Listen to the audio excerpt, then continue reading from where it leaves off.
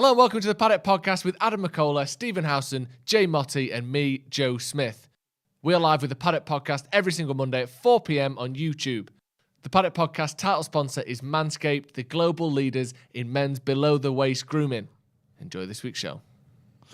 Jay here from Stretford Paddock. This is the Paddock Podcast, and joining me are two of my favourite co-hosts. I've got Joe Smith. Hello. My trusty sidekick. How are you? Yeah, good. How are you? Yeah, he's going to be in charge of comments and chats and likes, yeah? So get involved and give him lots of comments, chats and likes and shares and subscribes. And also the housewives' favourite, Mr. Alex Bagley. How are you doing? I'm good, mate. Joining the M... Am I allowed to say that? Yeah, pretty much. Yeah, I don't want to give away your exact location, but he is joining the M30 Massive. Yeah. It's going to be and him on the Eccles tram. It's going to be mint. Yeah. We're going to talk about some bloke called Erik Ten Hag. He's come in today, hasn't he? I mean, nice press conference. You covered it, didn't you, Joe? Yeah. Did a live reaction. What were your first I impressions? like it. Yeah. I like how straightforward he is. How sort of like, he's not much of a laugh, is he? He's not someone you'd want on a stag do. Oh, can I read you a message I got from my brother? Of course. Sorry to interrupt you, because you're saying something. You don't seem sorry, but yeah, go on. It is, it is relevant. Sorry in the and slightest. I'm sure he won't mind me putting this in on the live on the channel. If I could just find it from our family group chat, the ones I've not muted. There you go. So I'm sure he won't mind me saying this. She's left me, she's took the lot. Yeah. He won't mind me saying that on our channel. So he just said, just seen Erik and the lads, because he's a Glazer stooge. What is it? You can choose your friends, but not your family. Yep. So he met him at the museum, and he just said, he said, with a big daft grin on my face, said, "Welcome, Erik. It's great to see you." He said, "Great to meet you," and gave me a slight death stare.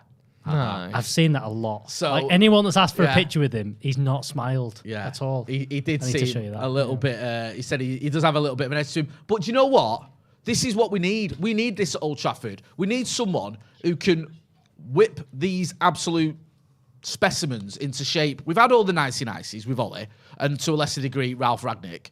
We need someone who can come in and give him a bit of what for. So I've got no problem with Erik Ten Hag not being Mr. Nice. Do you know what I mean? We tried the carrot. Now it's time for the stick. I think as we go through the podcast, we should go through the squad and look at, in some actual depth, who's actually going to stay and who's actually going to go. Because we've had this guy's leaving. Mata looked like he was leaving, but that's not really, it's kind of confirmed. Matic is confirmed. Pogba still, as far as we know, is leaving, but it's not confirmed. I think we should go through the whole squad and say who we think actually will leave and who we think will stay. Who we should keep, who we should sell. Because he was talking about Maguire today, basically saying how good he's been for United, and I'll see you next week or see you next month. He sounded very complimentary towards Maguire, which isn't. Did he say, "I'll see you next Tuesday"? He said. Was there a slight? He said Maguire's a real message see you there? next Tuesday. Yeah. I'm not saying he is, by the way. No. Yeah, but I think we should have a look through and decide who we think Ten Hag will keep and who we think will go, because there's a big clear out to happen here, and I think his first job is he's talked about how he's going to analyse the squad, analyse the staff, bring all his own people in. He's going to boot some of them, isn't he? He's going to kick the boot into a few of them at least. The Ralph question was weird. Someone said, "Are you happy with like the Ralph staying as a consultant and all that?" He went, "It's the club's decision. I'll draw my own line." You're like, "Oh no." That makes me think Ralph's messages are going to be left on unread Yeah, me too. massively, and it's going to be like, Well, I've left you. Did you get my messages? No. The phrase Erik. he kept using was, No. "I draw my own line." I like that. Yeah. That's nice, isn't it? Do you know what? I ain't gonna lie to you. I'm really, really struggling not to get carried away. Oh yeah. Yeah, Ethan before was a Newcastle fan. We were chatting, and he was going, "Oh, he seems a bit. He don't seem very personable. He don't seem like he's not a friendly, nice man." And me and Alex were like, "Fucking perfect. I love That's what it. we want." Hang on a minute. That's what I A want. Newcastle fan talking about nice men. What, like your owners? That's not. We did this in the office for about an hour before, and it was. But hard I love work. how he said as well. They're talking about Ronaldo, and he obviously said, "What does he bring to the team? Goals," which is such a stupid question. Wow. That, like I said it before, that's like saying, "What does the best goal scorer of all time bring to a football team?" It's pretty obvious. But I like how he said, "I'll talk with Ronaldo first, then I'll talk with you." Like, I'm not giving you information about what Ronaldo's role is next season before I've even fucking spoken to him. What did you make of the questions? Was he asked some good questions? They were all right. They were what you'd expect. Yeah. It was, what about the rebuild project? What's Rangnick said about how bad everyone is? Do you like Ronaldo? How's Maguire fit into your team? What's your system? And he said there's a huge plan, and you'll see that plan. I'll speak with my coaches. I'll speak to the board. I'll speak to the team, and then you'll start to see my plan once they know it. But it was very much I haven't even, I barely set foot through the door. I'm not laying out everything I've got planned for the next 3 years to you before my own players know it. That's, disrespectful to them and not the role of the media. He seemed very, I wouldn't say short. He answered all the questions. He came in, he shook everyone's hand. He was very personable, but he's not someone who's there to try to suck up to the media by, in any way. He seemed quite stern and straightforward. No fluff with the answers. Like the questions, there was a lot of questions, and there always is about United's history and what he knows about that. And he was like, it's Man United, of course I know, and all that kind of stuff. But it wasn't a deep dive into everything that's gone on and all. It's like, yeah, they were very good, but I'm looking at forwards. That's all. It's all I can do.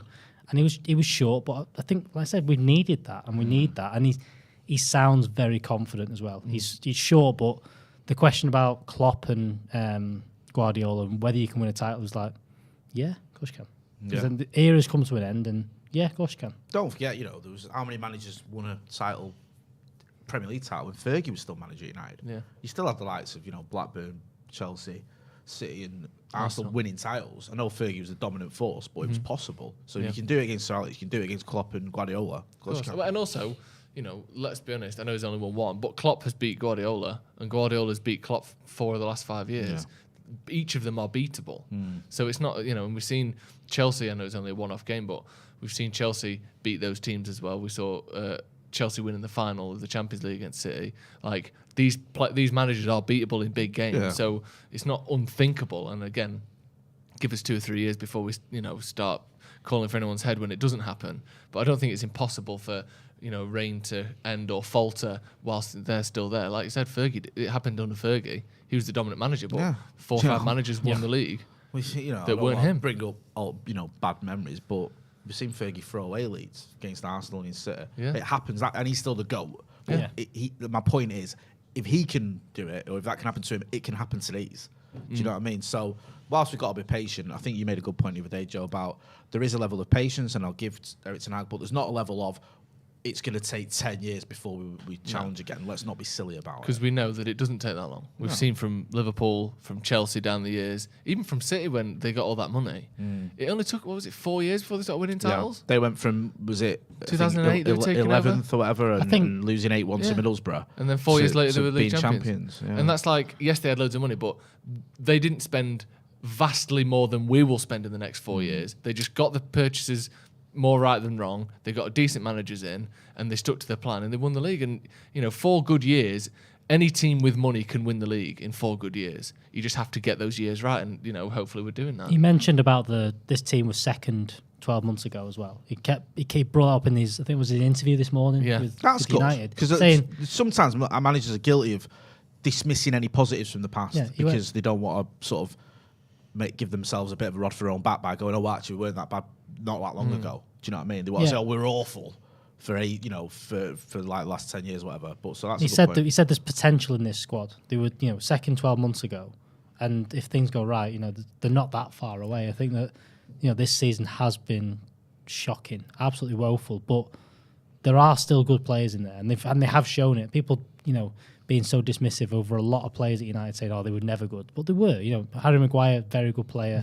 Lindelof's had got a better season. Kind of showed how good he can be at times as well. You did sign Raphael Varane. It's just a case of, adding in Luke Shaw. Can he do it? Who else comes in? The youth players like Donny van der Beek, can they come back in and do a job? Bruno was like, so many people dismissing Bruno. He was really bad yesterday. But you can't have someone that scores that many goals. That pass for that goal, I couldn't believe it. I didn't even see it at the time. We was doing the watch along, but we had a lot going on. And I watched it later, and I was like, what were you doing? What are you actually doing?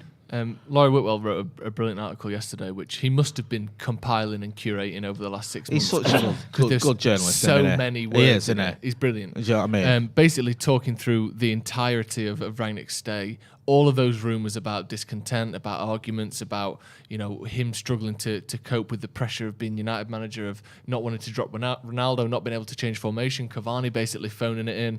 All of these things that you think, well, some of those might be true, they might not. It seems like all of them are true. Yeah. Because I trust Laurie's sources. He's proven himself to be reliable down the years. He's obviously, someone we've had on this channel many times, and he's proven himself to be a reliable journalist. Some of the things that have been going on in the last 6 months, how he didn't feel like he could play 5. He wanted to play 5 at the back the whole time, or 3 at the back the whole time. but couldn't because Varane was just injured consistently. He wanted to play 2 up front, or Ronaldo wanted to play 2 up front to help support him, but we couldn't do that because we didn't have enough strikers. He didn't want to lose Martial in the end because of obviously what happened with Greenwood meant that we had 1 striker left at the club, but by the time he went to the board, that it was too late. He didn't know what Fletcher was doing. He had to tell Fletcher basically, get off the touchline when we're playing games. I don't know what you're shouting to those players. Sit back down. Like, he's been hamstrung from the start. Was this the thing doubted about his own the abilities. meeting as well? Having a meeting where Ronaldo raised the issue of having a second striker. Well, I'll read you this and now. Maguire wasn't present there, so Rangnick cut this meeting short. So here's the quote from Sorry, that. go on. No, perfect. He said, there was also a meeting led by Ronaldo about United playing 2 up top, but Rangnick was uncomfortable that captain Harry Maguire wasn't included and ended discussions relatively early. Maguire's confidence as leader has appeared shaken this season, and reports questioned whether he should wear the armband permeated through the dressing room. So I think going back to what Ten Hag said about boosting Maguire, giving confidence to this team about saying, you finished second last year.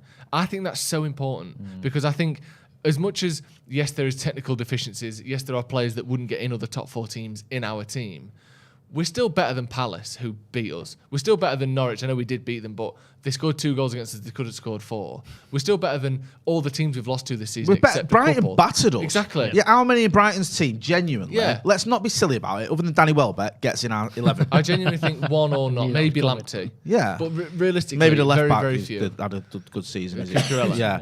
Very, very few. Yeah. But this team is lacking more than anything is confidence. Yep. No one in this team has confidence. And I think he realises that in his own way, he's not going to be a, we're all mates, aren't we, type manager. But he has to get confidence back in this team above all else, because if they're not confident, they're not going to follow his instructions, they're not going to believe in each other, they're not going to have that sort of unshakable mentality when things are difficult. They're going to crumble at the first sign of problems, and they're never going to be a team. And he has to get that confidence back more than anything. I think Rangnick mentioned this in his last press conference about that. After the West Ham game, all those sequence of events that happened, you had Cavani phoned it in from then, you lost Mason, you lost Martial, and that just was, that international break broke us, because we came back, you then lose, I think we dropped points to, was it Burnley or We had something Burnley, like that? Southampton, there was a few games with Villa maybe. Because it's one of them, if you keep them players on and then you kick on from that 1-0 West Ham, we're doing all right. That goal as well, Marcus's goal, everything about that was perfect from an attacking point of view, because you had all the attackers involved in it. Yeah.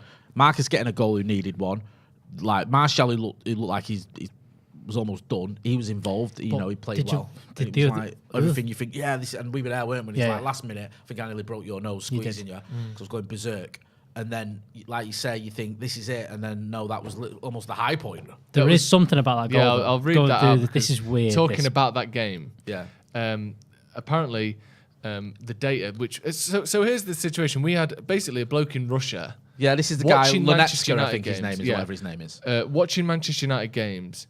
Do you know everyone had the earpiece in, or it was McKenna first, and then it was Armas had the earpiece. He was being spoken to by a real-time analyst in Russia who was still working for Lokomotiv Moscow, giving those details about the game that they are sat watching. He's watching on a telly like us, giving instructions to the coaches who are sat watching it in real life. And he said that the data was showing that Ronaldo was tiring after 80 minutes, and that they were going to bring Jesse Lingard on for Ronaldo, because Ronaldo was tiring. And then Mike Phelan, who up until this point apparently was a bit of a maligned side figure, said that he thinks that Martial would have been better because David Moyes put Fredericks on in the fullback position, and he knew that he liked to get forward and that Martial could expose the space behind Fredericks.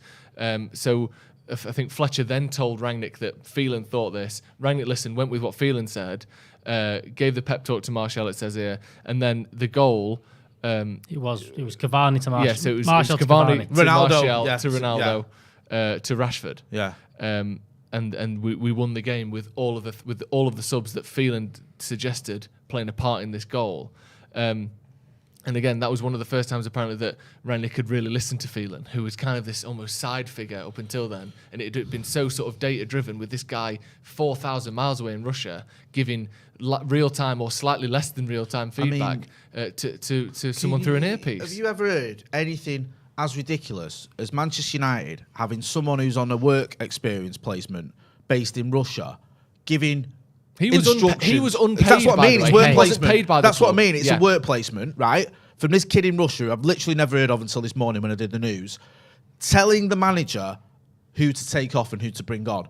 Telling the manager to bring off the greatest goal scorer in the history of association football. And we need a goal. Literally, right? You're going to do that because this man has told you, until Mike Phelan, who, like you say, has been maligned by a lot of fans as well recently, says, hang on a minute, look at who we're up against, look at what could work. Uses actually his eyes and his knowledge rather than listening to someone who's probably never even heard of West Ham United until 2 days ago. I mean, it's ridiculous. I think a lot of this comes back to the talk about McKenna and Carrick leaving and all this kind of chain of events that happened around the sacking of Solskjaer and bringing Rangnick in when it did.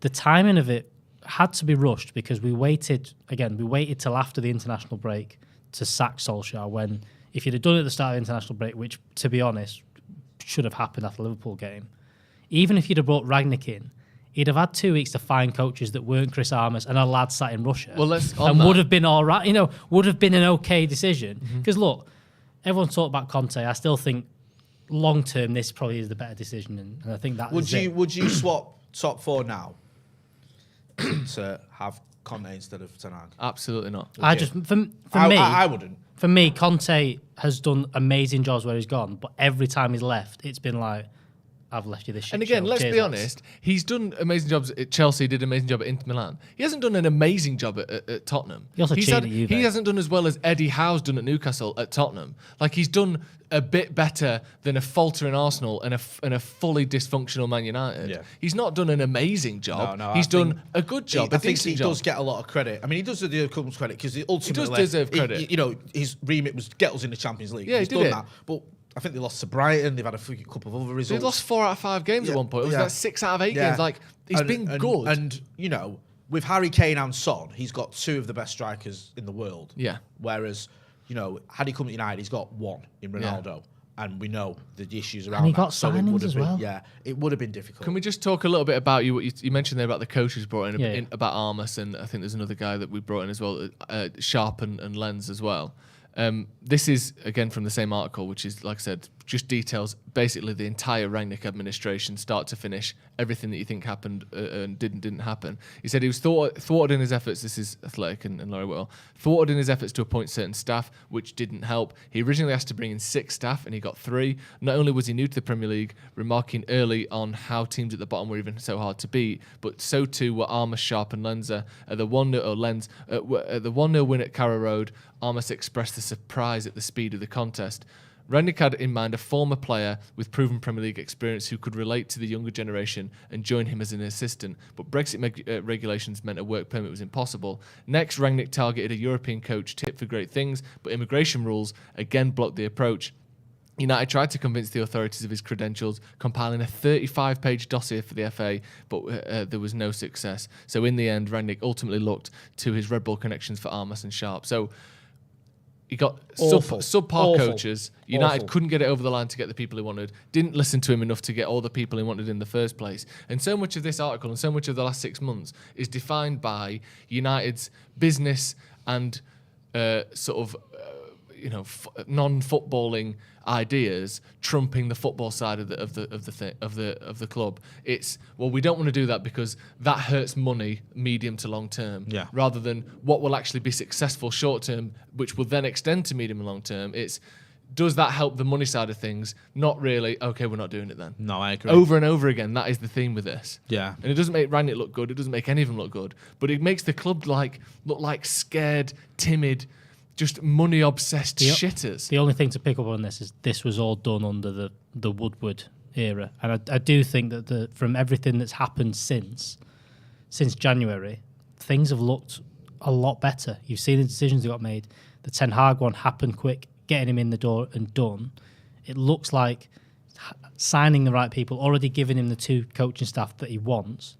It seems like that change has happened, and all the reports we're getting is that Richard Arnold's coming in. I don't think he's better than Woodward in any way, in shape or form, in terms of that. But I do think he is. I don't know this. I'm good at what I'm good at. I'm going to get these people in to help me around. Well, that's what Woodward didn't do. He didn't do that. No, he didn't do that. He thought he was a manager. Yeah. Do you know what I mean? Messaging players and turning up in the dressing room and, sanctioning transfers and not sanctioning others. Yeah. When as a manager, you're hamstrung. And there was and a lot of what Jose said is nonsense, but I do think there was some weight when he said it was one of the most difficult jobs he's ever had. And that's why he said finishing second was one of the best achievements. Yep. Because if you knew what was going on behind the scenes, you'd have seen that. And I think what he's talking about there was Woodward's interference. Yeah, definitely. In just a second, we should go, like we said, we'll go through the squad and pick whether we should keep or sell each player, basically, or whether we think Ten Hag will, because obviously there's going to be a huge turnover in players today. But before that, do you know what? Let's have a word from today's sponsor. Sweaty Sack Summer, which is my favourite summer, is approaching, and it's time for you to prioritise the comfort of your crotch. That's why the kings of crotch comfort, which isn't a tongue twister, Manscaped, have spent 2 years. So they've literally spent longer than Manchester United have spent looking for better players. Yeah. Right. 2 years designing the most comfortable boxer briefs out there. I've had the honour of testing these out. Yeah. I saw you testing that through there before. Lunges and cartwheels and exactly. And I can say it's the softest fabric of any underwear. So breathable that it's like gills for your groin. Ooh, Which is what you want, isn't it? Oh, yeah. It's like a panting athlete down there. The only time I've had gills near my wheezing. groin is when I stuffed a haddock down my trousers. Why did you do that again? For laughing at. Yeah, it is funny. Was it battered? It Right. was by the time you'd finished with it. I think it's time to invest in your family jewels, so let your bulge breathe, one of the worst things I've ever said, and get 20% off with free shipping with the code DEVILS20 at manscaped.com. Go to manscaped.com, use code DEVILS20. And now, Manscaped, we all know they're there for ball trimming. Yeah. We all know how good they are at that. Yeah. You've got the Lawnmower 4.0, you've got the perfect package, which will sort out your hair reduction needs, right? Yeah. But what people don't always know is it's not just ball trimming. They're putting their effort into helping your thigh slappers in other ways with these game-changing boxes. They've got the Jewel Pouch, which is a pouch designed to cradle your boys in their own special space, lined with a perforated performance fabric to keep them well ventilated. Basically, right, here's what it is. Imagine you're sat on a beach sipping pina coladas. You got a little one of those little umbrella in your drink. That's what your balls feel like in these boxes. I didn't know thigh slappers. They're on Barbados. I thought you made that up. There's this line, right, that's absolutely killing me. I mean, there's a lot of stuff going on, but the best bit here, this is a real selling point for me, genuinely. Yeah. The front fly opening gives easy access and makes bathroom breaks quick and efficient. Yeah, and at your age, Jay, they need to be. You need to be quick and efficient. Because you've only got about 4 or 5 seconds of holding That's it in it. before it just leaks. Do you know what I mean? Do you know what I mean? That is literally it. Also, what I love as well, you've got the micromodial fabric, which is buttery soft and breathable. Oh, it's so buttery soft. And keeping your... This is filth, this, by the way. This is pure filth for a family show. Keeping your cucumber cool. Yeah. Walk, run, strut. These moisture wicking boxers breathe without breaking a sweat. Absolutely brilliant. And they go from everywhere from small to extra large. So everyone gets covered from Alex all the way up to Steve. Right. Thank you very much to Manscaped. Use the code DEVILS20 at checkout for 20% off and free shipping. And once the Boxers 2.0 touch your sack, there's no going back. Simple as that. Right. Thank you very much to Manscaped for sponsoring the podcast. Let's get into this keep or sell. We've had people here long enough. Let's go through this squad. Let us know at home as well whether Ten Hag's system, we know what he wants to play. He talked about it. He talked about attacking football. He said the players dictate the system, so I suppose to a certain extent he's mouldable. But he talked about attacking football, high-pressure football. Can these players fit that system? David De Gea. No. Go on, Jay. I think he stays. I think he stays. I think he stays. I'll be honest with you. I'm not quite there with the David De Gea has been amazing this season. No. That some fans are saying. I think he's been okay. I think he's made some good saves. I think distribution and command of his area has been an issue again. And I also think there's been some performances that haven't been great that have been sort of ignored. And there's this narrative now that he's been amazing throughout the season. He hasn't. I think he's had an okay season. Yeah. I certainly don't agree with the idea that it's one of his best ones. I don't think it's a patch on the David De Gea we had 2017 to 2019, I think it was. Or 2015 to 2018. 2015, sorry, to 2018, you're right. But with everything that's going on, I think he probably stays. Yeah, I agree. I think he stays, unless there was an obvious choice to go in and go, right, that's our new first choice keeper. If we decided that, so better with his feet. But I just don't think there is, and I don't think Dean Henderson's going to stay around. I think he's going to go, and I think he's one of our, a sellable asset. I think in terms of, we need to get some money in, because I don't think they're going to spend more than, they've got probably 100 million. We're not going to spend more than that unless we sell. I think there's been reports of like 40 million from Newcastle for Dean Henderson. I don't think he's going to go there, but there's some money with that. If you get 30 million for Dean Henderson and that goes into your right back straight away, you're like, that's a better decision. So I think De Gea stays and then figure it out in a year's time. Just that silly contract is on don't help as well. Even if you wanted to sell him, he's only like 400k a week, Yeah. The trouble with De Gea is the best argument to keep him is, well, Dean Henderson's never shown he's any better. Like, compare David De Gea to the teams we're trying to beat. I think he's a better goalkeeper than Ramsdale. I'm going to stick by that no matter what anyone says. I agree with that one. But he's not as good as Ederson or Alisson in terms of what a modern goalkeeper is. He's just not. So if we want to compete with City and Liverpool, we need players in most positions that are as good as or better than they have. As good as or better than they have. And I just don't think De Gea is that. But I think he'll stay. I'll leave Lee Grant and Tom Heaton because they're almost side to the squad. Carl Anker sat in that chair a few months ago where you are, Joe, and he made the really good point that if you look at the spine of the team, you've got like the one player behind each player you don't want for that system. So you don't want David De Gea behind Harry Maguire. No. You don't want Harry Maguire behind Fred. You don't want, if you're going to try and press, Fred behind or Bruno behind Ronaldo. Yeah. It's like it doesn't make sense for the system you're trying to play under Ragnick. If you've got a player of Harry Maguire's sort of style and characteristics, what you need behind him is an incredibly front foot attacking goalkeeper that sweeps up to about 35 That's yards. why Henderson looked better up with Maguire. I think there's a good argument or a decent debate. Well, let's move on to Dean Henderson. Go on. Go on. Carry on. I just wanted to say that there's an argument about, is De Gea a better keeper? My argument with Henderson and De Gea is Henderson believes he's a better keeper. Yeah. And that sometimes is what you need from a United goalkeeper, is somewhat a bit of confidence, where De Gea, I think, doesn't rate himself as much as he should. He seems to be speaking a bit more sort of like shown a bit more sort of confidence this season, certainly in terms of his interviews. But when you had Henderson, you had him coming out of his area, coming in, like clearing his 6-yard box. Yep. Do you know what I mean? Getting attacks going. And Maguire seemed a lot better with Henderson behind him than he did with De Gea.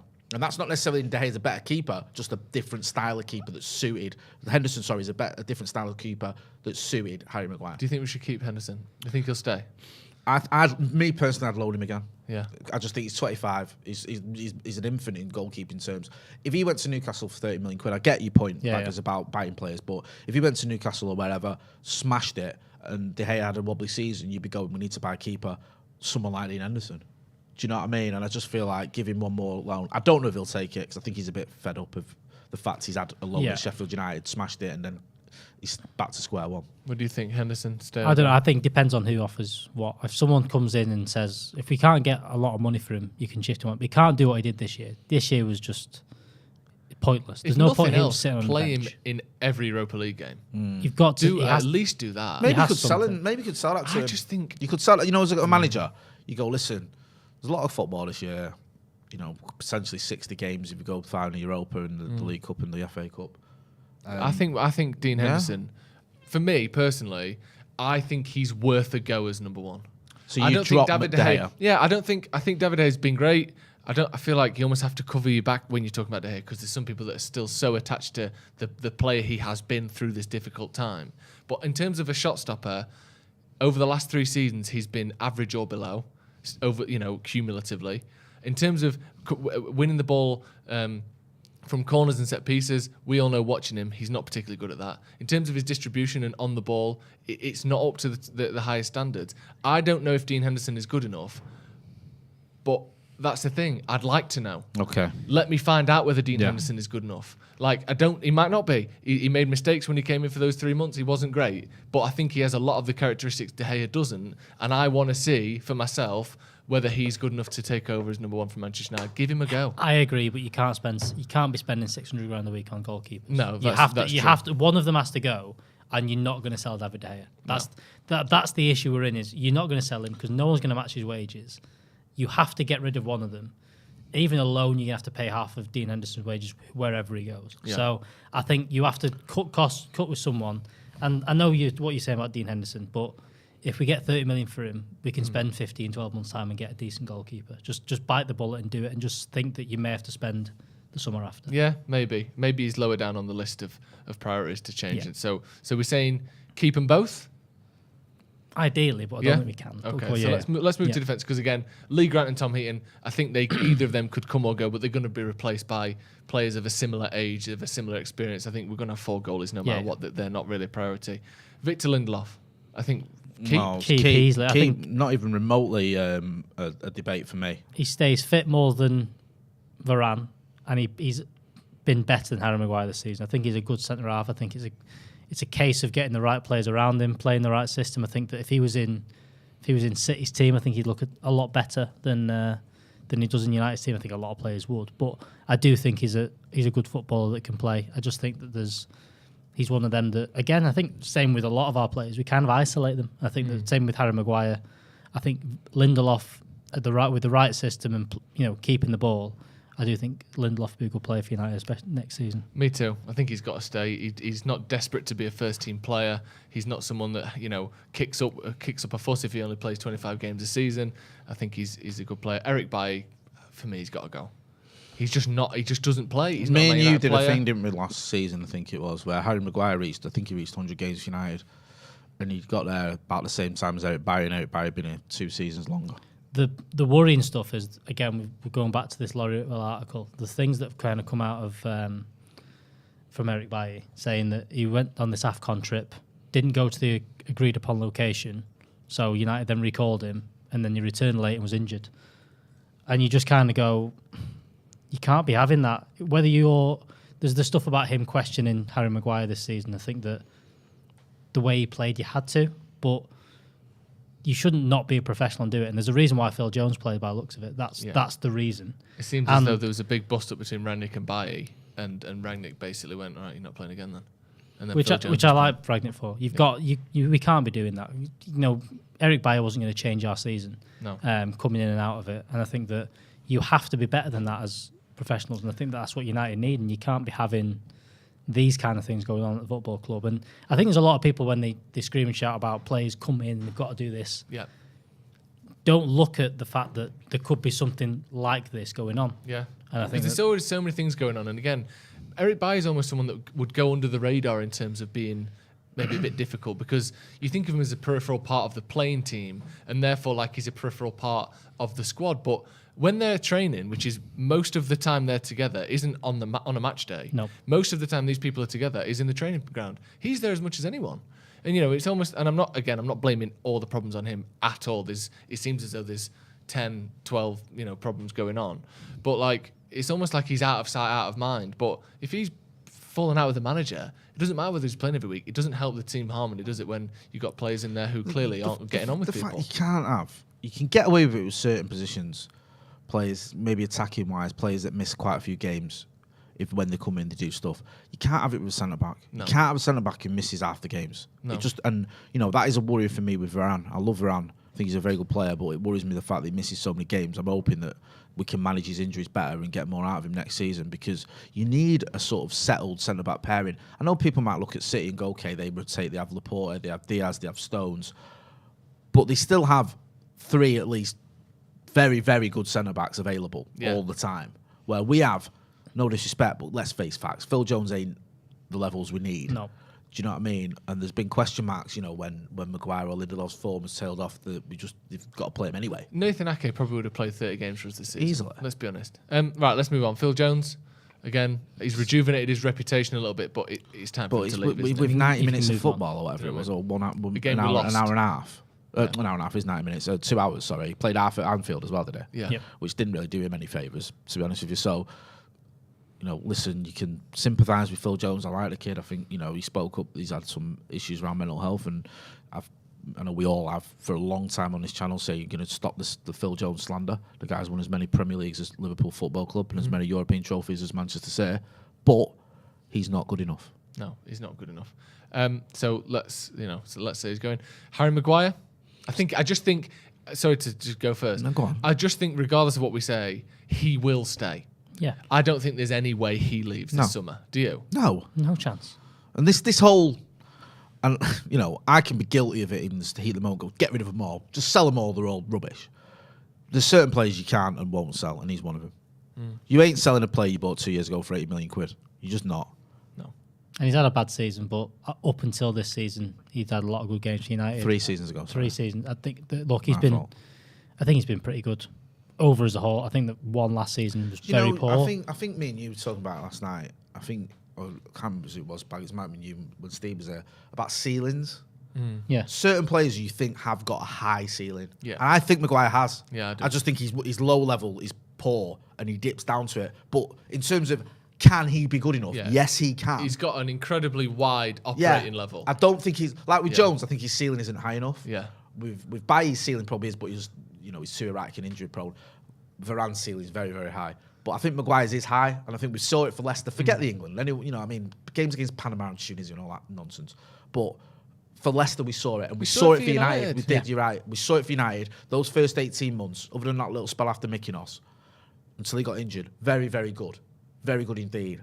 So I do think he's got a chance, and I think Erik Ten Hag, okay, this might be more hope than expectation, can get a tune out of him. Yeah, I do as well. Yeah, right. So we think he's staying, even if not everyone's happy with his performance this season. Yeah. We think he will and he should stay. Varane, Yeah, he's staying. he's got to not stay. going anywhere. I don't think they need a conversation there. He's one of the few you can sort of go, if he's fit, he gets into some of the other teams in the top end of the table. Yeah, I agree. Diogo Dalot, Going, I think. think he'll go? I think he stays, but I do think he'll be periphery. I think we get a right back. I said in the Instagram Live before, I think the Timber things just makes sense. We've talked about centre halves leaving. I don't think we sign another centre half. You sign Timber, can fill in at centre half, can fill in at right back. I think you get him at right back and go, right, well, Dalot and Laird come in and go, right, those two compete for the spot. If you guys can do it, if not, I've got this lad, he can play centre half here or in midfield.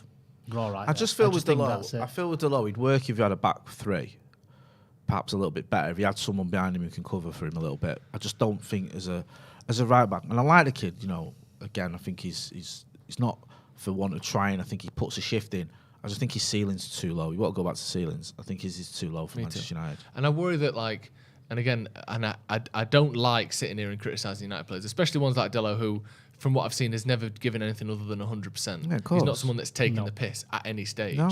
I just worry that even his better attributes, which is his attacking attributes, still aren't good enough to be a top attacking right back. And defensively, he's too easily weak. He's too weak. I agree with that. Yeah. I think there's this sort of element of he's better going forward than Wan-Bissaka. That's debatable for starters. Right, let's move on to one. So we're saying Dalot go then? I think so. I'm gonna say yeah as well. I think if you could replace him, I agree. But I don't. I think Wan-Bissaka's more likely to go and get a fee because I think he'd go to a lower down club and do all right. I just don't think you'll sell Dalot, and I think he'll be the backup for next year. I think he'll stay around. I think that's a fair point, actually. So I'll take him out of that to-go list. I think he will stay, even though I think he won't start. Wan-Bissaka, I think he's going to go. I don't know. I've not got any information. I just wonder whether Erik Ten Hag thinks he can do something with him. With Wan-Bissaka? I just don't know, maybe. I wonder, it's weird with Wan-Bissaka because he was so good defensively when he first came. Those first sort of dozen games, I remember thinking, this is a real foot player here. This is a real, a top draw right back. But going forward, he's just been woeful, and he's so nervous. I just wonder, is that it now? Is it already over for him, or because he's only 23, I think? Or does Erik Ten Hag think, maybe I can work with him if I get another sort of option as well, and I'm not relying on him? I don't know. I don't think either of them are good enough. I think that's the thing. They're both not good enough, but we're not. Again, you've said it. They all got to go. We have to keep one of them. Yeah. There's no chance he clears it out and goes with. So you think you both feel Dalot I think he's more over? likely to keep Dalot and get rid of him. I think That's my Wan-Bissaka. feeling. I think Wan-Bissaka get money. That is a good point. Dalot's contract, I think, runs out at the end of next season. Right. And I think Wan-Bissaka's still got 2 years left. Right. I just think that's. I think just on that alone, Wan-Bissaka's younger. Yeah. He's more Premier League proven than Dalot is. I think there are plenty of teams, especially bottom half teams. As much as we can knock Wan-Bissaka in his had a poor season, if the Wan-Bissaka that we saw for Man United last season was playing for Palace again, or Norwich, or Brentford, or any of the promoted sides, he looks sensational. Defensively, 1-on-1, he's as good as I've seen, honestly, as a fullback. He's lost his way a lot this season. I'm almost going to take that away. I don't think he's quite right again for the system we're going to be playing, but I think he can offer a lot in the right system. I think you even put him in a team where you're sitting back a lot, you're doing a lot of one-on-one defending. low blocks and that sort of thing. I think he'd be brilliant for a team like that. And I think, therefore, we would get money for him. I think you make a fair point, to be honest with you, Joe. I mean, we get more money for him. I can't argue with that. And I do. There is an element as well when I think of Wan-Bissaka of he should have kicked on by now, and he hasn't. Do you know what I mean? Like I've just said there, with the first 12 games, I thought he was really good, but you know, you're not meant to move in that direction. You meant to sort of get better as you get older and you get more sort of used to playing for Manchester United. And I also feel Wan-Bissaka, is there a bit of an element of, I mean, suppose you can say the things about Delo, but is he a Manchester United player in the sense, does he think I'm going to have a success here, I know what I'm doing, or is it a bit of like almost rabbit in headlights still? What's going on? It's almost like physically he's quite rabbit in the headlights, isn't he? He seems quite. It looks like he's making every decision in real time. There seems to be no sort of forward planning to his game style, which again, whether he's like that mentally or not, that's the look he puts across with. He gets the ball and then I'm taking a step. I've mistouched it. Some of his touches are terrible. He seems like everything's. Do you know have you ever played? I can't remember what it's called, like Google Play or something, where basically you're playing like a video game, but instead of it being on the console, it's being streamed to you. So every button you press, it takes half a second for it to work. There's like an input. He's like a player with input lag. Like sometimes he controls it too early, or like he passes it too late when the player's right on him, and you think it's like someone's controlling him, but the controller's got a bit of delay on it. Alex Telles, I think he can go. Yeah, he's got that. I mean, he did a nice Instagram post, didn't he, saying, sort of alluding to the fact it's not been a great season, but he always dreamed of playing at this level when he was a boy in Brazil, and he's got to 50 games for United, and he's very proud and all this sort of thing. I'm paraphrasing. But there was a time I thought he might be good enough because of his dead balls and the fact that I was falling out of love with Luke Shaw. But he's not. He's had enough chances this season. Yeah, I completely agree. He's had people saying give him a run of games. And he's had a run. He's had the entire this second half of the season pretty much. He's not good enough. He's all over the place. I think one of the main, we talk about partnerships and stuff. I think Maguire not having Shaw next to him and Shaw not having Maguire next to him all the time has been one thing that's made us shaky. I think it's just thrown everybody because Telles, I think. The amount of times Maguire's gone over here and Tellers like, why aren't you covering in there? The amount of times we've had those crosses coming. It seems like there's no connection between. No, I do. One thing I will say, mitigating circumstances with Sellers as well. He's not had cover in front of him either. No, that's do you know what I mean? Was it Chelsea when Reece James was just and Ronaldo was saying to Rashford, get over there and help him out. Rashford just didn't want to get and I feel for him there. Yeah. Do you know what I mean? But I think that doesn't. He needs help partly because he's not quite up to it defensively on his own. Yeah. Brandon Williams. Still a Man United player, had a decent season with Norwich. Obviously, they finished bottom, so you can't really say he's had a world-class season. But he's been a good player for them, played regularly, has certainly the desire, fight, energy, intensity of, what that some United players have liked this season. I think he could do a decent job. Get rid of Tellers. Let's see if Dallo wants to go as well. That can happen. Brandon Williams can play left back or right back. That's a great point. He can. And we know Brandon Williams. We've seen him play 30 games for Manchester United. He was better in those 30 than Tellers has been this season. Yeah. And he was 19 easily. That was his first season as a professional footballer. He was almost a victim of his own success because he got brought into the team ahead of schedule. No one is expecting a 19-year-old Brandon Williams to be playing ahead of Luke Shaw. No. Yeah, he was. And then when his form sort of left him a little bit, people started saying, he's not good enough. And I think, well, sometimes, not all the time, sometimes you can be a bit too quick to judge a player. Yeah. I think we've seen it in the past, with players, fullbacks who, when they're 19, 20, 21 or whatever, aren't quite at a certain level, and then they progress. I like Brandon Williams. I think you're not going to get loads of money for him anyway if you sold him.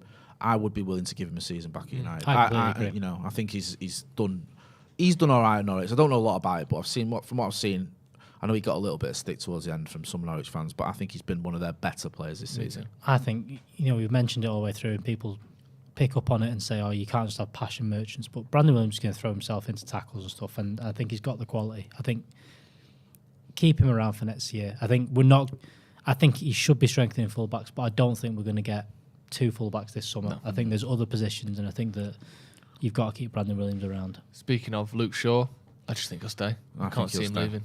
I think it's almost like the De Gea situation. His contract's too high. I just don't see where he goes because he'd need to be on a similar level to United. I don't think someone takes a chance. I think it's worth keeping around to see if you can get a little bit more out of him. I don't think he's he's right, but it's just not a priority at the minute, is it? Again, talking about ceilings, I've seen Luke Shaw have genuinely world-class games for Manchester United. I don't think I can say that really about any of our other fullbacks. I've seen Luke Shaw have games where I go, Jesus Christ, that was unbelievable. Yeah, the Etihad a few years ago was unreal. Like, not just the goal, but his driving performance. forward with the ball, overlapping, getting back, putting tackles in. He is capable of it. We've just got to hope that, like you said, the combination that his contract is too big for him to drop down, really, and the fact that Ten Hag's coming in, hopefully he can get that out of him. I think he stays for that reason. His ceiling, like you said, is much higher than the rest. Axel Tuanzebe, I think it's pains me to say it, but I just feel that, we all loved Axel. He's got a great chant. There was a time when he went on loan to Villa and he came back. I thought he was going to make a stab at the first team. Got that injury, didn't he? It was ahead of the Liverpool game, I think, in the warm-up. Yeah. Yes, he had those nights in the night in Paris, but then you look back at the Istanbul game, you look back at other games, you just think it's the wheels have come off. And he went. Was it Napoli? He's gone to. Where's he hardly gone to? played. He's not played, has he? I think that's an odd. Is it Napoli? Yeah, Okay, it was Napoli. Yeah, and he's not really got much of a look in there. Yeah. And I feel like for him as well as for us, he needs to move on. Yeah. Get some games. Get your career back on track. He's a very talented young lad, and if he goes somewhere and smashes it, I won't have regrets. No, because I think his chances there will be few and far between. And I'd love to see him do well. Me too. Right, let's move into midfield. Paul Pogba, is there much to be said? He's going. No, Done. He's going to stay in Pogba. What's the matter with you? Hey? Surely he not. loves Manchester I'd be United. so annoyed if he did he now. wants to stay. Trust me. Everyone else that's contract has kind of been made to see he's going. The Lingard stuff. Matters said he's going. They even posted about Cavani today, saying he's definitely going. United haven't said that yet. What if he Mbappe's the fuck out of it? Fuck, I'm staying. And he's sacking Ten Hag in 2 weeks. You think there's a chance he still stays? I don't.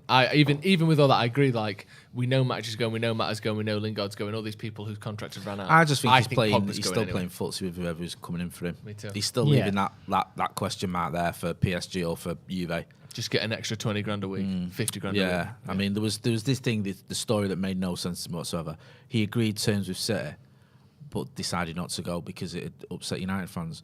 If you agree terms with someone, you've obviously had in-depth conversations, and then you've decided not to go. Now, I don't know how true this is. It might not be completely true, but the whole Paul Pogba saga has just done my head in since 2011. Yeah, agreeing terms, but they're not going is like, imagine your girlfriend came home and was like, I bought flights, I was going to leave you for this guy. We got to the airport, we sat in our seats and went, you know what, I can't do this. And you're going, fucking great, you love me loads. Yeah. You were there, you bought the ticket, you're on the plane. Yeah. Like, you agreed terms. That doesn't save your reputation from United fans. Yeah. Don't agree terms with them. No. I think he's going, and even if he isn't, I think he should. Yeah. I think it frees up wages. I think it's a big one. I think that in midfield, I think Van der Beek and Bruno and even Hannibal as your attacking midfielders for next season. I kind of think move on Paul Pogba and you can get in two defensive minded midfielders. And I also think he will go as well. Yeah, so do I. Yeah, I agree. Lingard, again, don't need to discuss it. He's gone. See you later, yeah. Next up, Juan Mata, again, don't need to discuss it. He's gone. Andreas Pereira, surely gone. Pre-season Perlo. He'll come You in, see them play games pre-season. against Perth and Melbourne, or whatever, not against them, sorry, in Perth and Melbourne, and see him drop a few 9 out of 10s. I reckon he plays. Erik Ten Hag pre-season. watches him and goes, "How's this? You never told me about him. He's not He's on the list. amazing." I reckon Like, do he you know on plays Ace Ventura pre-season. when he's like, who the hell's this? Yeah. That's Ray Finkel. Yeah, right. That's kicker Ray Finkel. You know who that is? I was saying Andreas Pereira's like, why is he not on my list? He's like, no, you've got the season list. This is the pre-season list. Because, like, do you remember when the Finkel is Einhorn. Pereira is Pirlo. Do you That is him. Yeah, that's such a good analogy because he's like, you know when Van Gaal played him in pre-season? Yeah. And was like, whoa. And then Jose played him, didn't he? And it was like it's a DM against the Scousers. Yeah. And he was mint. He's going to do it. And he's like, he's going to and he trick Ten Hag started- into playing him next season. He started a few games in that season. He was terrible. And then it was like, right, that's the end of that experiment. Yeah. But you talk about ceilings and he isn't high enough. He's been playing in Brazil, has he? I think To he's be missed fair, games there. he did play for Flamengo. I think the issue with them was they ran out of money. I think they would have had him because there was talk of a 15 million transfer fee. They were up for it. They didn't have the money, and United weren't going to give him away. Go. Yeah. I think so. Amad Diallo. Stay. Got to stay, yeah. I don't know. What? Really? No, Already? no. The thing is, I'm like, 40 million quid and you've been just about played all right for He's Rangers. still a kid, though, isn't he? He is a kid, but is. I just don't know whether he fits in. Whether he's I good wouldn't enough sell him, or- though. I wouldn't sell him. I always think with these players as well, there's a sort of thing that we just ignore, and that is the human element. Yeah. He's absolutely. a child, right, who's gone from one country to another to Italy. And, Went from- the terms that he ended up going to Italy, basically, and I hate to say this, almost trafficked. Yeah, as exactly. a child, Yeah. basically using his brother, acting as though he was some sort of had agency over him, even though he was also a child. Yeah. The way he got to Italy was dodgy at best and disgusting at worst. And not his fault, No, by not- the way. oh, No one's absolutely pointing a not finger. And I at know all. you're not. Yeah. But, like, he goes through that as a kid. Yeah. Do you know what I mean? The thought that happened to one of my kids at the age of 15 knocks Yeah. me sick. Right? Then he's barely at Atalanta. He plays an hour of professional football. Gets a £30-odd million move to Manchester United. So he's going from Italy then obviously to Manchester. Yeah. Does well for, his Europa debut, and then people go, oh, he's a good player. He's actually mint. Then he's going to Rangers, which isn't the easiest place to go to. No. Do you know what I mean? Scores after 2 minutes of his debut, which then everyone goes, oh, he's the best thing we've ever had here. And then it's like, he's still learning professional football. Yeah. He's still only played about 8 professional football matches. Yeah. So he's learning that. He's in his fourth country in 5 years, whatever it is. And he's still a kid. Yeah. So I just feel Yeah. like I think he stays. we have to, consider the human element to this lad a little bit. And do you know what? I know we bought him, but let's do what we're meant to do as Manchester United and look after some of these Yeah, I youngsters. think so. Do you know what I mean? I think he might get another loan. Yeah, too. I don't mind I that. think that he might get another loan, but I don't know. It's one of them. This was mentioned in the article as well, where Ragnick went. I didn't get that transfer window from United. With Matic aging, Spent nearly 90 million quid 90 on million. Ahmad, Donny, Cavani. Me and you Palestra, said that, didn't we, on Palestra, when we didn't get a CDM. Because that was silly.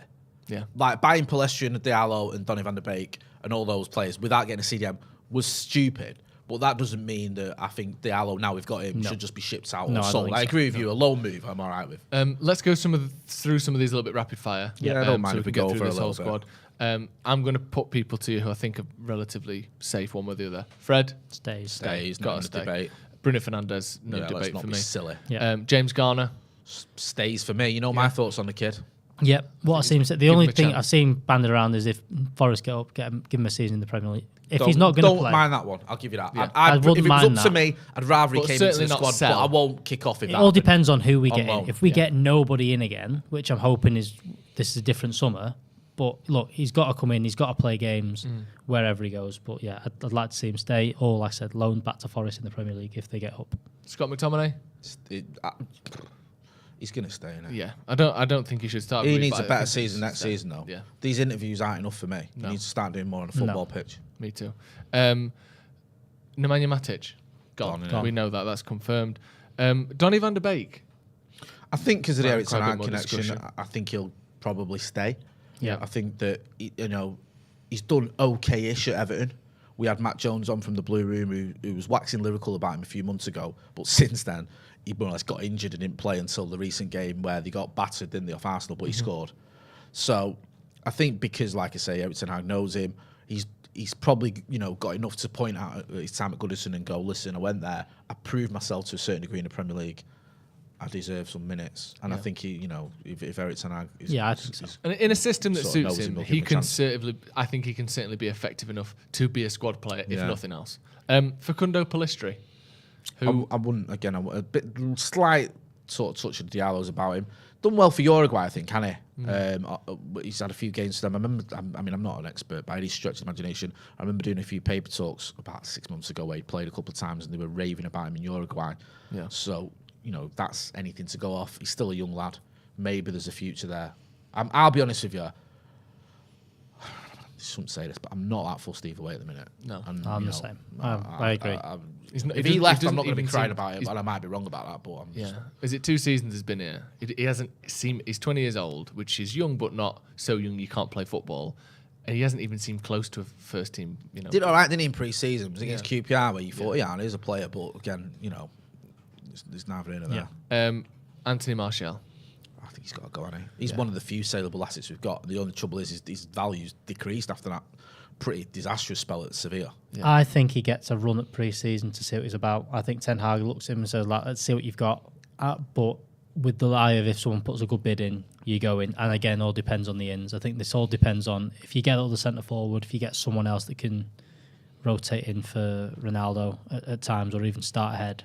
I just don't see how he works under Ten Hag either way. Even him at his best isn't a highly motivated. Well, I don't know about his motivation. Isn't a high energy, pressing, high intensity player. He just isn't. That's not what he's like. It just seems to me, Martial is like, he has these sort of fits and starts when he's, he show you sort of 7 or 8 games where he's really on it, and then he has that little lull, and I think the lulls have just been getting longer and longer. Yeah. And that's the issue. I don't think he's a bad player. We talk about ceilings, and again, he's another one with a high one. I just feel, he's sort of gone from a sort of give you a good performance 3 out of 4 games to give you a good performance 1 out of 7. Yeah, that's my issue. I agree, and I think he will go. I think the Sevilla loan is evidence that the club aren't happy to see him leave. Cavani, he's going, no question about that. Did you see that from the club as well? That annoyed me. What? Can you miss your experience? Yeah. Your experience in like mentoring young players. Oh yeah, here's a great example to you. Bottling the Manchester derby and going on holiday for a year. What are you on about? Because I hate doing the whether he's injured or not, but he's played more time for Uruguay, I think, this year than he has for Manchester It's just United. like There's something on there. Like he trained all week for the derby. And I don't keep going on about it, but it matters to me. He trained all week, and then the day of the game, he's not fit. And then a week later, he's at Old Trafford on the bench, warming up with everyone chanting his name. On that, just back to the article quickly before we move on. Laurie Whitwell said, Cavani was also absent from the 4-1 derby defeat, despite putting in one of the best training sessions teammates could remember once Ronaldo had raised his injury woes. So basically, Ronaldo went, I'm not starting, I'm injured. And Cavani went, yeah, so am I. I'm not if we had any self-respect, we'd just say, right, see you later. But we don't. So we're going, you were amazing. Thanks for mentoring our young players. Well, let's have a round of applause next time. Robin Van Persie left the club with less fanfare than Cavani is. Ruud van Nistelrooy, he won a fucking title. Ruud van Nistelrooy as well. 2 of the best strikers I've ever seen in United. Like 3 months later, they got, just so you know, Van Persie's playing in Turkey now. That was basically it. I agree. No thank you for number 20, no fucking whatever. Like you said, Van Nistelrooy is still the best striker I've ever seen at Manchester United. And it was like, Didn't even get a run out in the League Cup final when we were 4-0 up against Wigan. Going to Madrid. Right. Done. Mason Greenwood is one that we obviously don't need to cover because it's a separate issue to anything that's here. We're not there and the keep or sell yet. That's a separate argument and its situation entirely. Jadon Sancho, keep, obviously. Let's not be ludicrous. No. Yeah. Anthony Langa, again, keep, obviously. I don't know. Do you know what? Loan for me. Loan. I think he needs to get... I know, I don't want to feel like I'm bashing the kid because I'm sort of quite critical lately. Not of him, the fact he's playing so many games...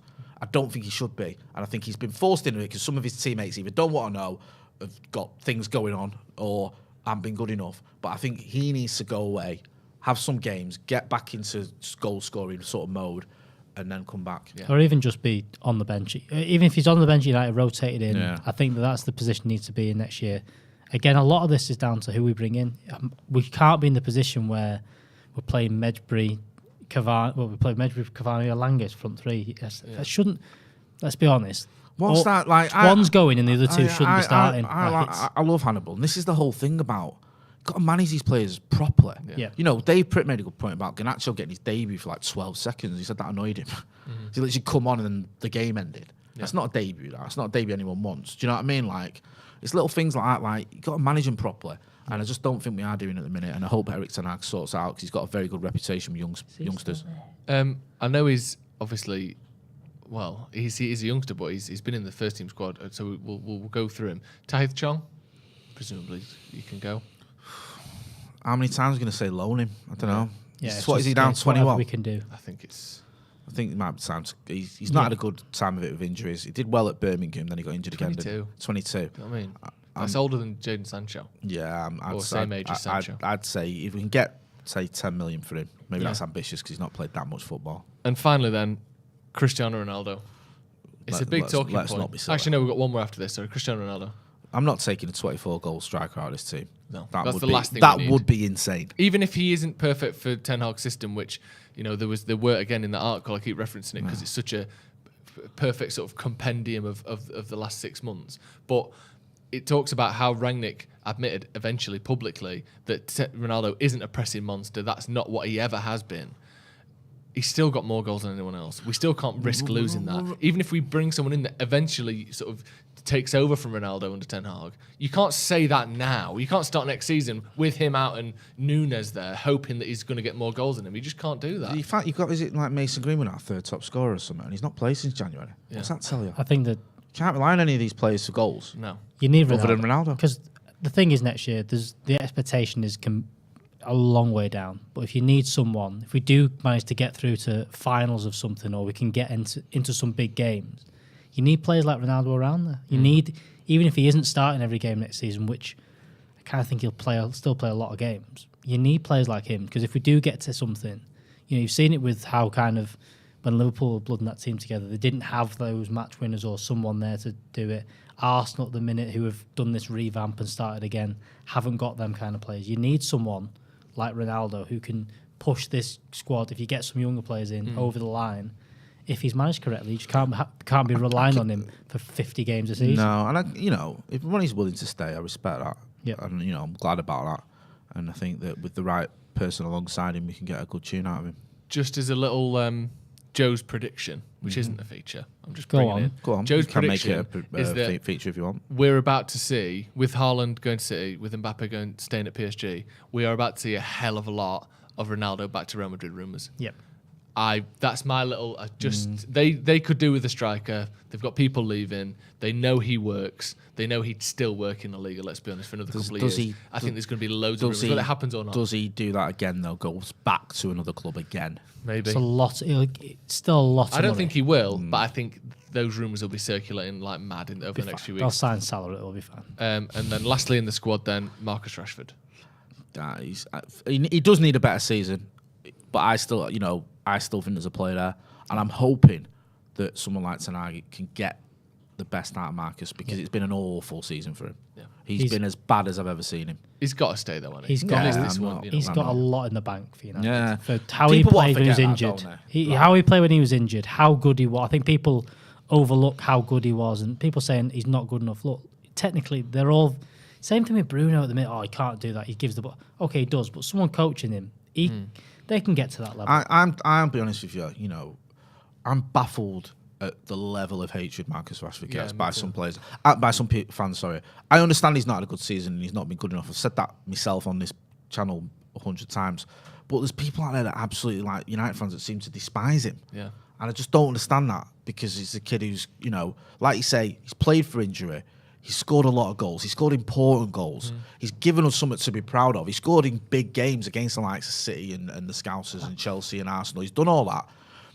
And yet, he cost us nothing. Yeah. And when it has gone wrong for him, everyone's gone, right, that's it, we're done with it. Yeah. And I'm like, I'm not there yet. No. That free kick against Celta Vigo in the first, when he first broke through, we won the Europa League under Jose. What a goal that was! It's just, it's sad to see the sort of treatment he's getting. And listen, I'll criticise his performances, but I just don't buy into this. He's awful, and he's not interested. Get rid and all that. No, he's got to stay. Right, so that's the squad done. We have been relatively conservative, I think, there, because a lot of people in the comments saying, "Can't believe you're not getting this. Get rid of this guy. Can't believe you're not getting rid of that guy." We've still said that there are 13 players that should or could leave Manchester United this summer. That is insane, isn't it? Imagine if 13 players, that's literally half of the squad. And we haven't been particularly cutthroat here. We've given a lot of people a bit more time than others would. And we've still come up with 13 who, without much argument, should all be going. We know that at least 6 of them, I think, are guaranteed to go. Yeah, end of contract guaranteed. And then there's a handful more there that, we've kept one of 2 players in a position to cover and stuff. And Some still of them, 13. like Chong and players like that, it's neither in that. Another thing, that's true. Suenzeba. We're going to have 5 or 6 come back off loan that you're going to keep. Like James Garner, you've got to, unless you spend on them, he's coming back in. Donny van der Beek hasn't been involved, he's coming back. I still think Ethan Laird will get a shot next season, depending on if we don't spend it right back.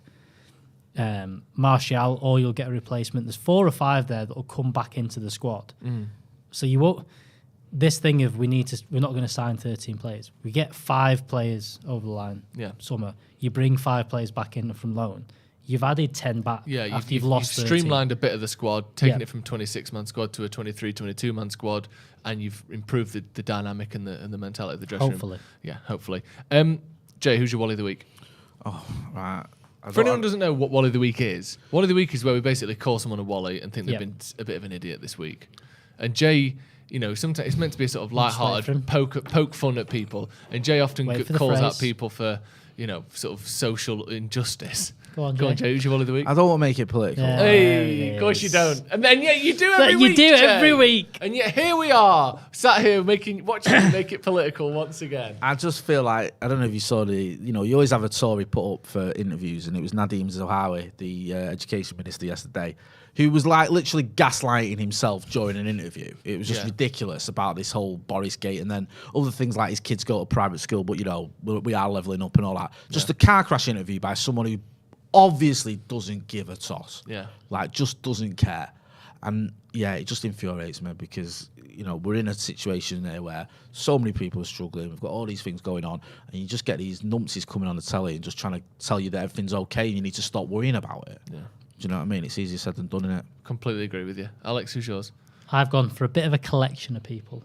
People going on football pitches and attacking people and thinking that is weird. And also thinking that someone's not just going to hit them back like Vieira. Like, what are you doing? Yeah. I mean, I understand the pitch invasion. I kind of understand it. The elation of it all, especially the Everton game, everything that's gone on. I get it. Yeah. But what are you doing? Go on, Jay. I was just going to say, say the words that your face is suggesting. Saying if you're going to do a pitch invasion, just do it ahead of the Liverpool game when no one's there. Yeah, why wait till a game's been played? Why would players do it before a game gets played? and properly. Then you can score goals and all that. Actually, you go in with a corner flag. Overhead game. Yeah, exactly. Get free corner flags and that. I'm going to go with Steven Gerrard. And despite the fact that what he did made me less upset than if he hadn't have done it, bottling a 2-0 lead to win, your team, the title, is fantastic. And he's done it again. He's bottled it for Liverpool again. Can we do I know we don't use it as the opposite of Wally of the Week, like hero of the week? Yeah. Was the guy that spread the rumour at Anfield that City and that Villa had equalised, and it was 3-3 at the Etihad, magic. and they all started cheering and letting off flares until it dawned on them that wasn't the case. That wasn't and true. you can see someone telling Salah, no, it's still 3-2, mate, and he goes, really? Because I've just thought it was amazing. That's genius. Whoever did that is a hero. Yeah, definitely. Right, that's going to be all from us. Let us know your thoughts in the comments. Who will Ten Hag keep? Who will be sold? Let us know your thoughts again. Thank you very much for watching. Can I do a plug as well, actually? Before we go, Scotty and Motti doing we're back on it tonight. Me and Scotty at 7 o'clock. So make sure you check it out. Doing a live. Yeah. Back. We've not been on for a while. You've been on it, haven't you? Yeah. You've been on it, I think. Have you been on it?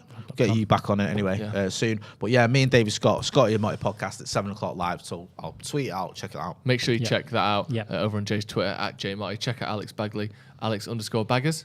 All the way around. Baggers_Alex on Twitter, and check me out, Joe Smith 93 and the Sloppy Joe's podcast as well. Thank you for joining. Hit subscribe if you haven't already. The Ten Hag era is here.